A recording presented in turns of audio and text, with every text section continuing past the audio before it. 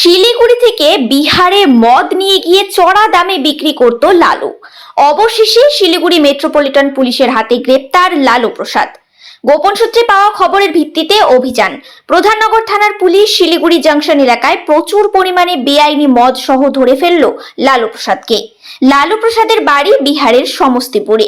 প্রধাননগর থানার পুলিশ সূত্রে জানা গিয়েছে, মঙ্গলবার রাতে শিলিগুড়ি জংশন এলাকায় 5টি ব্যাগে প্রচুর পরিমাণে বেআইনিভাবে মদ নিয়ে বিহারের বাসের অপেক্ষা করছিল লালু প্রসাদ।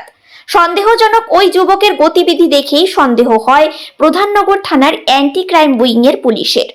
এরপরেই তল্লাশি।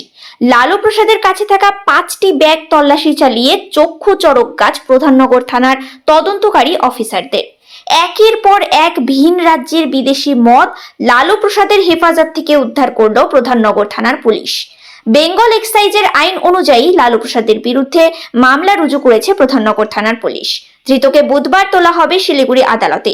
প্রধাননগর থানার পুলিশ সূত্রে জানা গিয়েছে, লালু প্রসাদ শিলিগুড়ি থেকে এই মদ বিহারে নিয়ে গিয়ে চড়া দামে বিক্রি করার ছক কষেছিল এবং দীর্ঘদিন ধরেই সে এই কারবার করছিল বলেই পুলিশের অনুমান।